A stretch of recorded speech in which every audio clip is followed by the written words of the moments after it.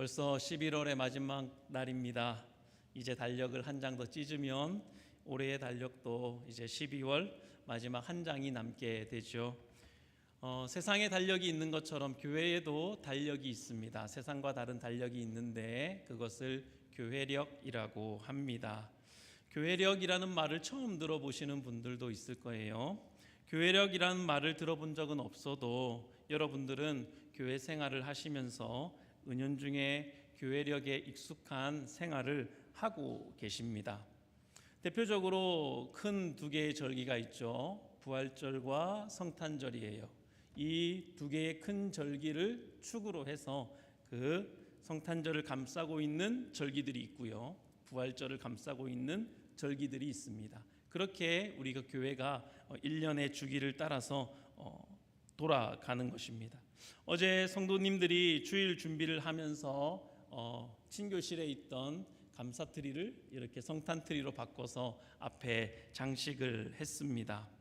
교회력 중에 성탄절이 다가오고 있기 때문에 그렇습니다. 그런가 하면 우리 교회는 따로 정해서 지키고 있지는 않지만 부활절을 준비하는 사순절이라는 기간도 있지요. 그래서 사순절 기간 동안에 예수님의 순환과 그 죽으심, 우리를 위해서 지신 십자가의 그 의미를 묵상하는 그런 시간들도 있습니다. 여러분 중에서도 사순절을 지키는 교회에서 신앙생활을 하신 분들이 있을 겁니다. 부활절도 그래서 교회력의 절기 가운데 있는 절기 중에 하나이죠. 이렇듯 우리는 교회력을 그 단어를 쓰진 않지만 그 교회력의 주기 안에서 신앙생활을 하고 있는 것이 사실입니다. 그런데 우리같이 개혁주의 신학을 가진 교회들은 성경에 명시되지 않은 절기를 의무화하는 것을 경계합니다. 성경이 말하고 있지 않기 때문에 그렇습니다. 성경에서 신약시대 이후로 성경에서 주님께서 정하신 날은 주일 한 날밖에 없어요.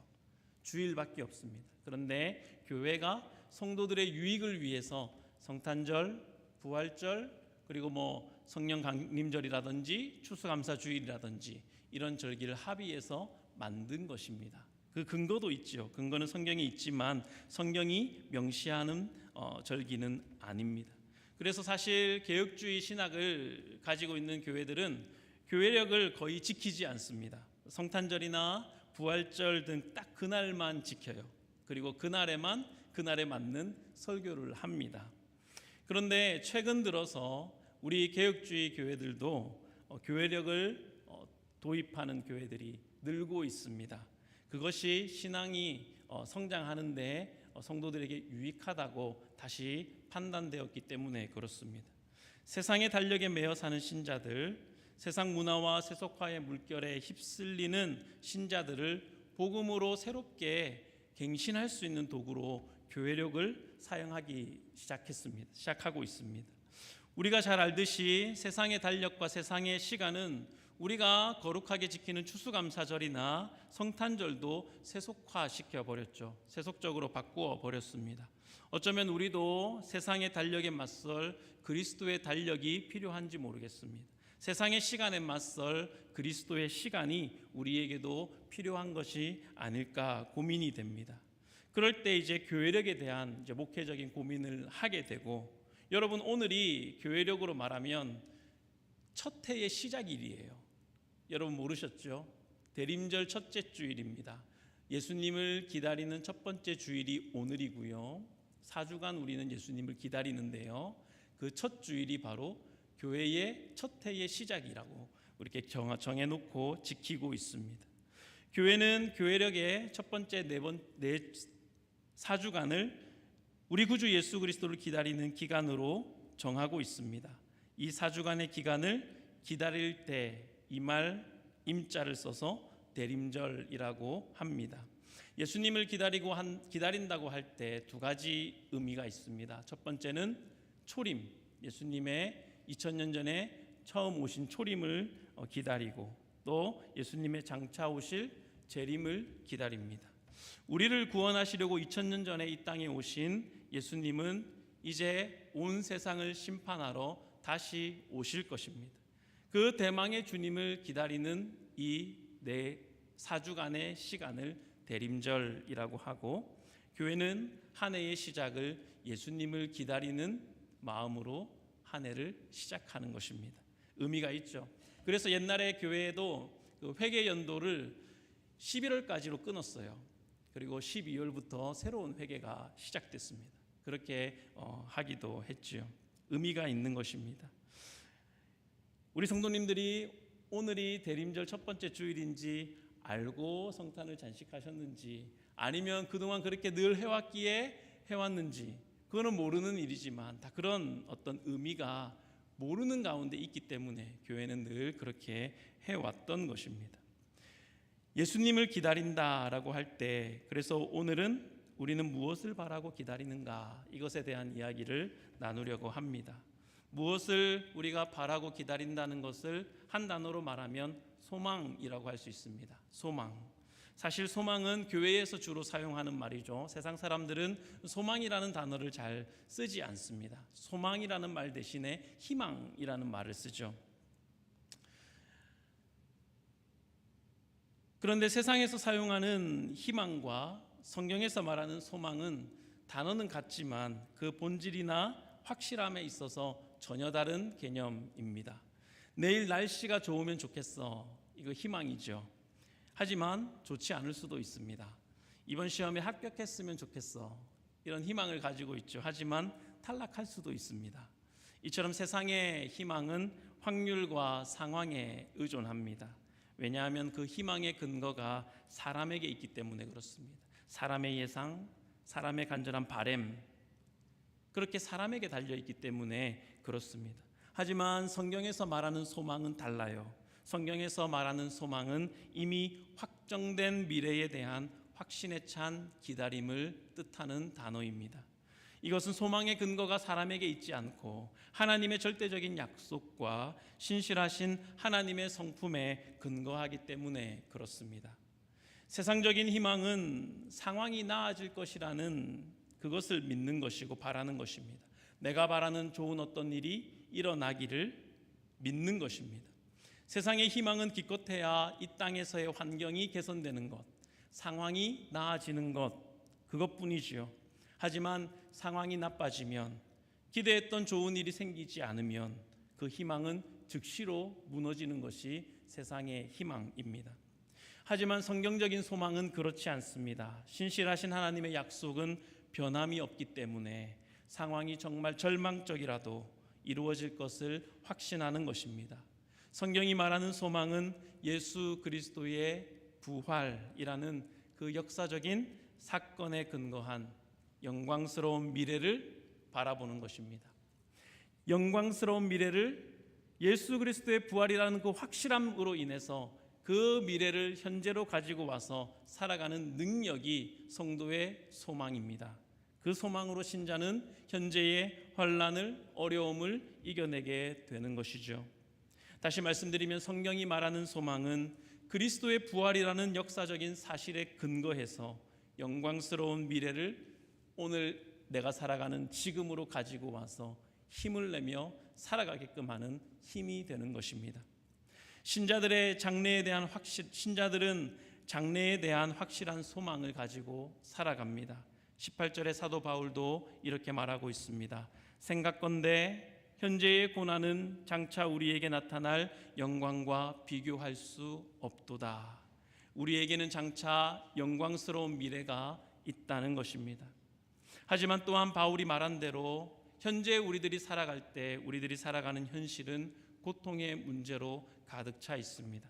마음이 괴롭고 답답할 때 우리는 고통 속에서 한숨을 길게 내쉴 때가 있죠. 여러분을 한숨 쉬게 만드는 일은 무엇입니까? 세상에 있는 소식들로 인하여 탄식하고 한숨을 쉬십니까?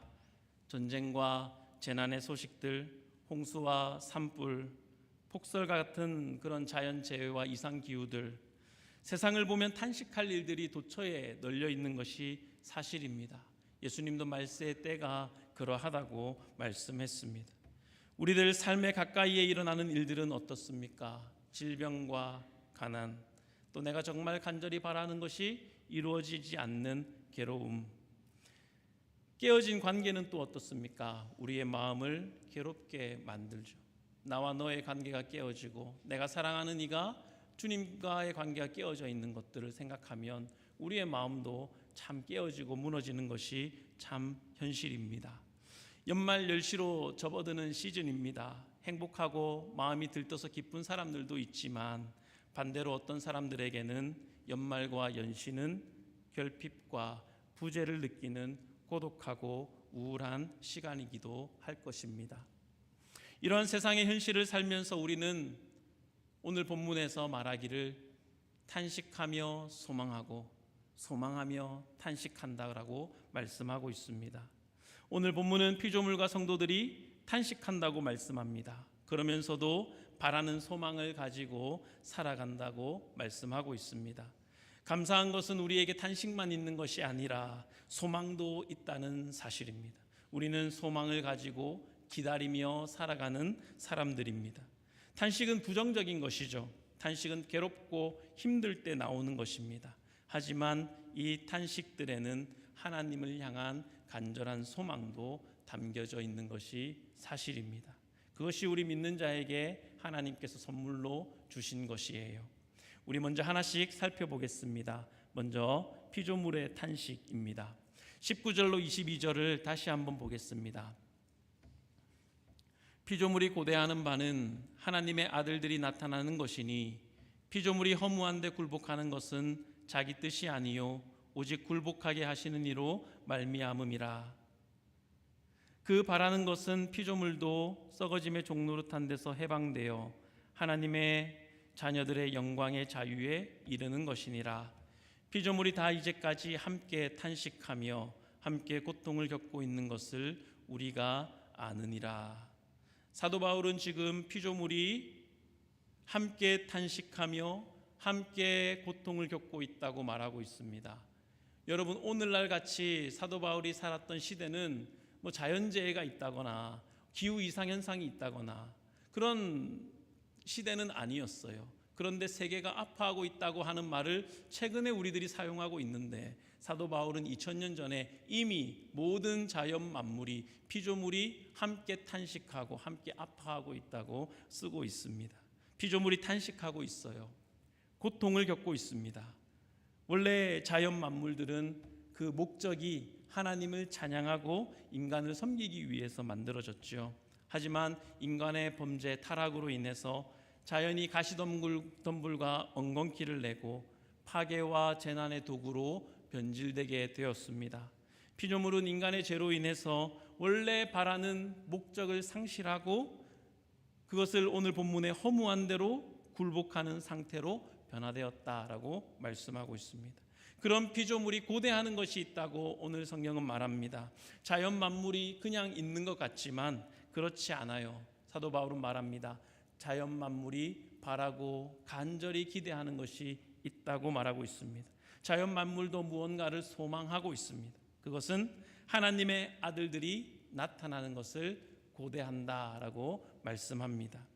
진정한 하나님의 아들들은 변화된 마음과 사랑으로 세상을 다스릴 것이기 때문에 그렇습니다. 피조물이 고대하는 바는 하나님의 아들들이 나타나는 것이라 라고 말씀합니다. 21절을 보면 그 소망이 무엇인지를 다시 한번 말합니다. 그 바라는 것은 피조물도 썩어짐의 종노릇한 데서 해방되어 하나님의 자녀들의 영광의 자유에 이르는 것이니라. 하나님께서 구원하시고 하나님께서 회복시켜 주실 것을 희망하고 있습니다. 여러분, 많은 종교들은 구원을 말할 때 이 땅과 물질 세계를 벗어나서 영적인 세계로 가는 것, 그것을 구원으로 생각합니다. 하지만 우리가 믿는 하나님은 하나님께서 지으신 모든 세계가 회복되는 구원을 베푸실 것입니다. 하나님의 구원은 하나님께서 만드신 피조물이 하나도 버림받지 않고 하나님께서 만드신 온 세계를 썩어진 상태에서 건져내어서 새롭게 하시는 구원입니다. 그리고 현재 피조물들은 가만히 있는 것이 아니라 그 날을 고대하고 있다라는 것입니다. 두 번째로 살펴볼 것은 성도의 탄식입니다. 피조물이 탄식할 뿐만 아니라 우리도 탄식합니다. 23절로 25절입니다. 그뿐 아니라 또한 우리 곧 성령의 처음 익은 열매를 받은 우리까지도 속으로 탄식하여 양자될 것 곧 우리 몸의 속량을 기다리느니라. 우리가 소망으로 구원을 얻었음에 보이는 소망이 아니니 보는 것을 누가 바라리요. 만일 우리가 보지 못하는 것을 바라면 참음으로 기다릴지니라. 이 땅을 살아가는 성도들은 탄식하며 소망합니다. 소망하며 탄식합니다. 여러분에게는 어떤 탄식이 있습니까? 저와 여러분은 예수 그리스도를 믿고 성령을 통해서 이미 하나님의 나라, 그 기쁨과 평안과 자유를 맛본 사람들입니다. 그러나 동시에 저와 여러분은 여전히 육신에 썩어질 것을 몸에 가지고 몸을 입고 죄악 가운데 살아가고 있죠. 하나님의 나라는 이미 왔지만 아직 완성되지 않았습니다. 우리의 구원은 이미 임했지만 아직 완성되지 않은 것이에요. 그 가운데 있으면서 이미 그러나 아직이라는 이 중간에 우리가 있으면서 우리는 우리의 죄성과 우리의 육신의 한계와 우리의 못남 때문에 탄식하고 안타까워하며 살아가고 있습니다. 우리는 아직 그 중간 완성되지 않은 구원의 그 중간 상태에 머물러 있습니다. 그래서 우리는 죄악과 고통의 문제들 가운데 한숨 짓고 탄식합니다. 원치 않은 질병으로 탄식하고 깨어진 관계로 인해서 탄식합니다. 경제적인 압박으로 탄식도 하고 가장 나를 괴롭히는 것은 내 속에 있는 죄입니다. 내 속에 있는 죄가 나를 가장 탄식하게 만들죠. 내 속에 있는 허무함과 내 속에 있는 고독함이 나로 하여금 탄식하게 만듭니다. 피조물이 다 함께 탄식하며 고통을 겪듯이 우리도 구원을 바라보며 몸의 구속을 바라보며 탄식하며 고통 중에 있다고 사도 바울은 말씀하고 있습니다. 하지만 바울은 그런 우리에게 우리가 탄식만 하고 있다고 말하지 않습니다. 탄식하면서 동시에 소망한다고 말합니다. 기다리는 것이 있다고 말합니다. 그리고 그 기다림은 세상에서 말하는 그 희망 같지 않고 확실한 약속에 근거한 소망이라고 말씀합니다. 23절에 우리 몸의 속량을 기다리느니라. 우리는 탄식하면서 몸의 속량을 소망하는 자들입니다. 24절 우리가 소망으로 구원을 얻었음에 보이는 소망이 아니니 보는 것을 누가 바라리요. 소망은 눈에 보이지 않습니다. 소망이란 현재 나에게 없는 것, 그래서 괴롭기 때문에 소망은 존재하는 것이죠. 눈에 보이지 않기 때문에 믿음이 필요하고 아직 손에 쥐지 않았기 때문에 인내가 필요한 것입니다. 25절에 만일 우리가 보지 못하는 것을 바라면 참음으로 기다릴지니라. 우리가 죄와 고통의 문제들 때문에 탄식하면서 우리의 몸의 구속을 바라보고 참고 기다릴 때 그 소망을 확실하게 해주시는 분이 우리 심령 속에 있습니다. 누구십니까? 그분은 성령님입니다. 성령께서 우리의 마음속에 하나님의 약속을 인치시고 우리 소망의 보증이 되십니다. 그 성령님도 우리를 위하여 탄식하고 있다고 사도 바울은 말씀하고 있습니다. 여러분, 만물의 탄식과 성도의 탄식, 그 두 가지는 같습니다. 허무한데 굴복해 있는 자연 만물, 그래서 하나님께서 지으신 목적 그대로 만물이 하나님을 찬양하지 못하고 썩어진 데 있는 그 만물의 탄식과 우리도 구원을 맛보고 하나님을 알았으나 여전히 죄 가운데 육신 가운데 사로잡혀 있는 그 안타까움으로 탄식하는 그 탄식과는 달리 성령의 탄식은 그런 우리를 바라보며 슬퍼하시며 애통하시며 하나님께 간구하시는 탄식인 것입니다. 그 탄식이 있기에 우리는 마음의 탄식 중에도 소망을 가질 수 있는 것입니다. 우리가 하나님을 바라고 소망하는 이유는 우리의 힘으로 되는 것이 아니라 우리 속에 계시는 성령께서 말할 수 없는 탄식으로 우리를 위하여 친히 하나님께 간구하고 계시기 때문입니다. 그 소망이, 그 성령님이 우리에게 계셔서 우리는 소망을 가지고 살아갈 수가 있는 것입니다.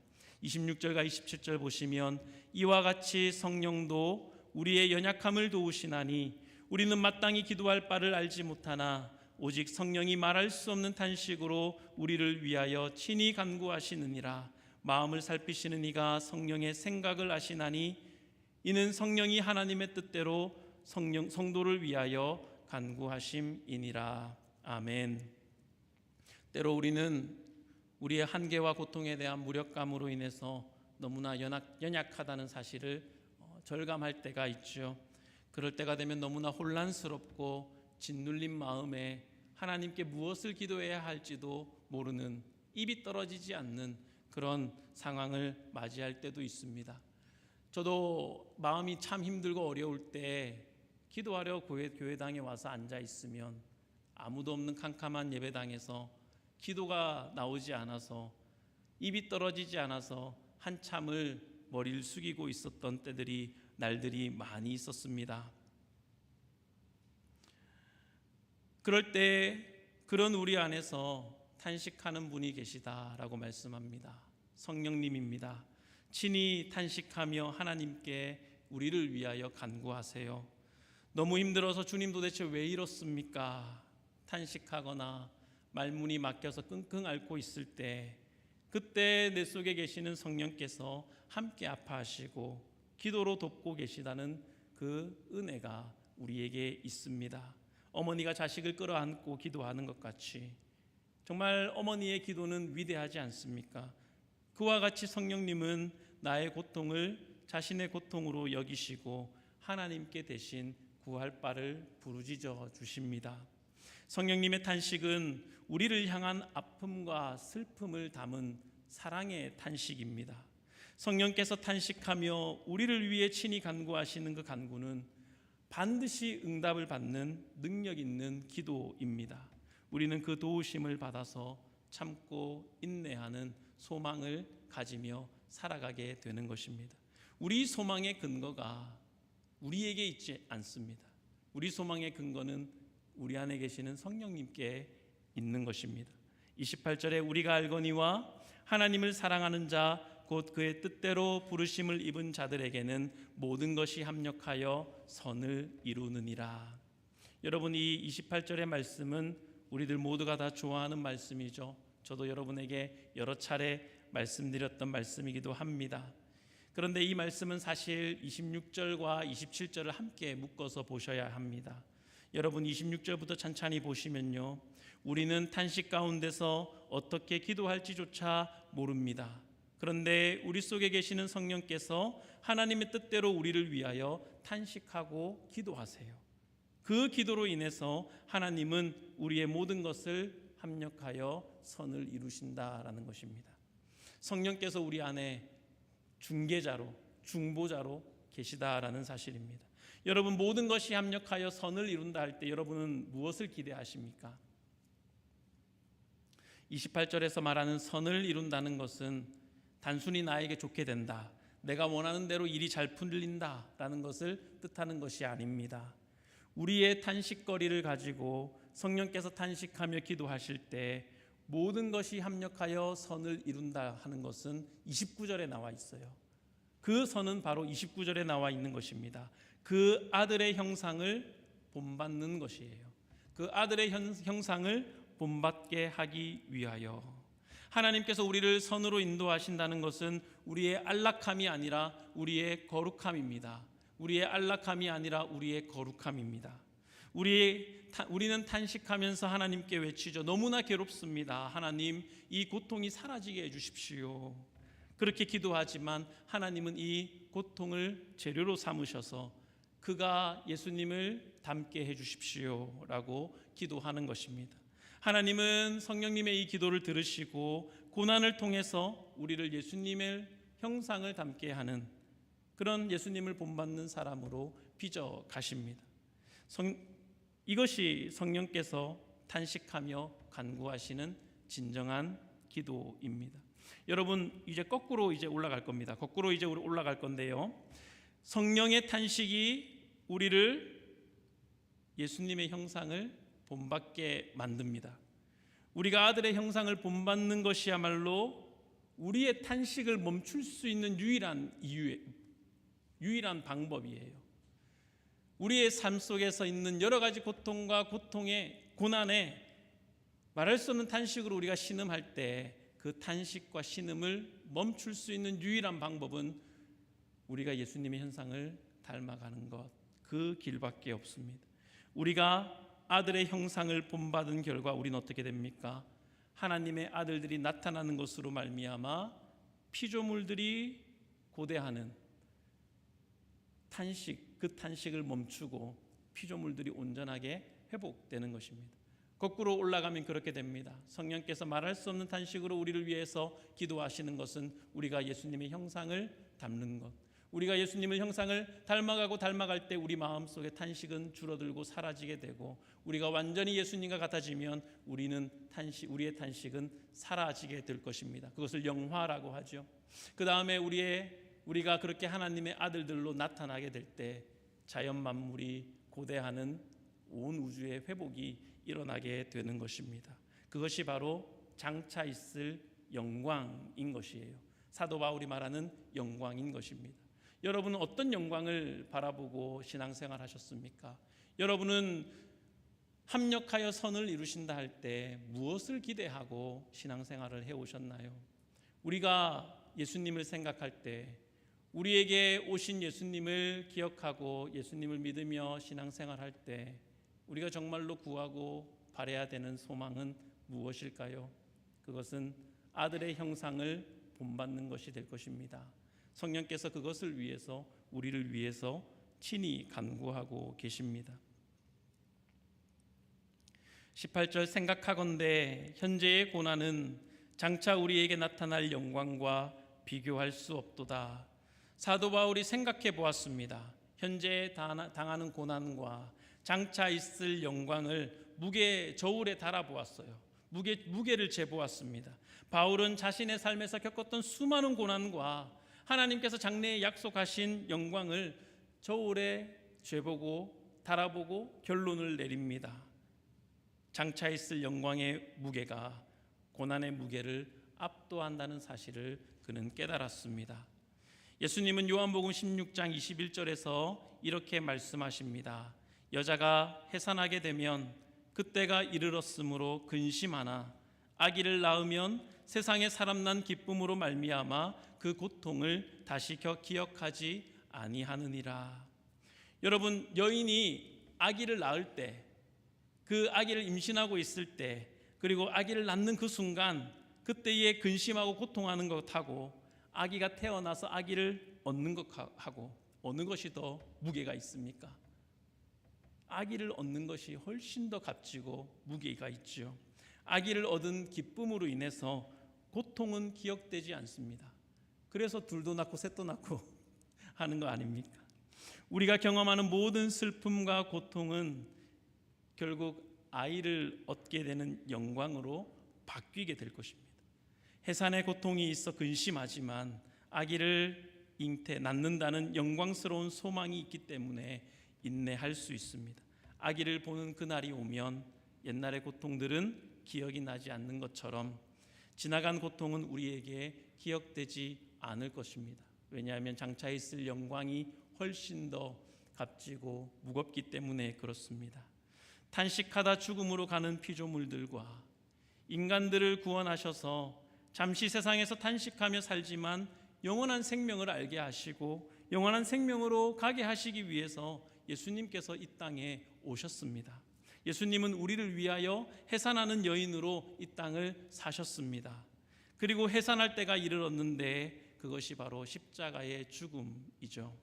고문당하고 매를 맞고 십자가에 달리는 예수님의 고통은 죽음으로 가는 고통입니까? 해산으로 가는 고통입니까?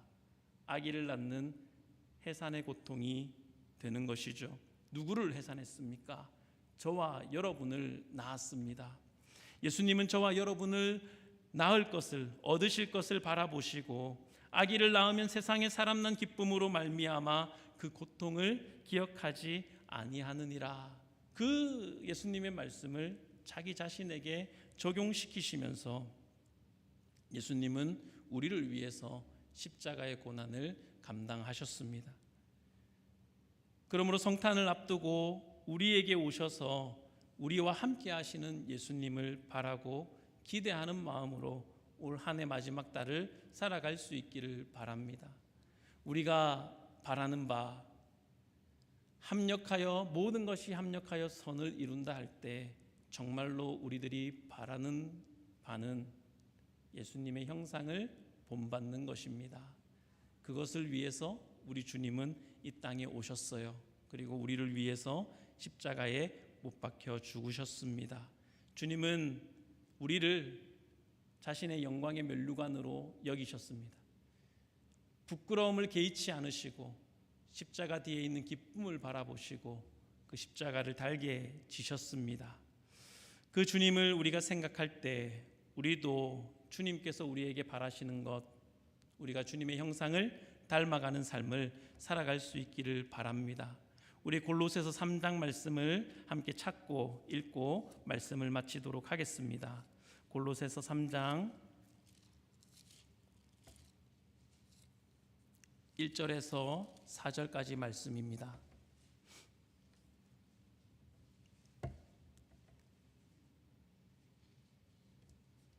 326페이지에 있습니다. 골로새서 3장 1절에서 4절 말씀.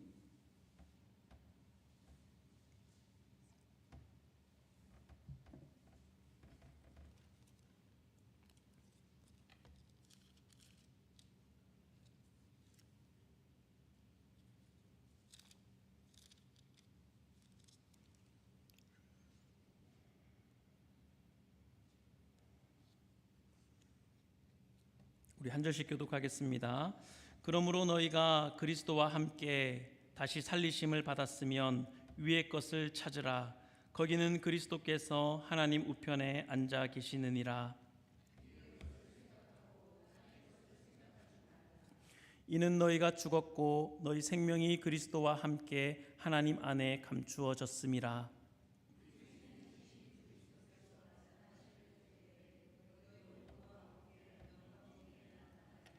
아멘. 우리 4절을 한 번 더 읽어볼까요? 시작.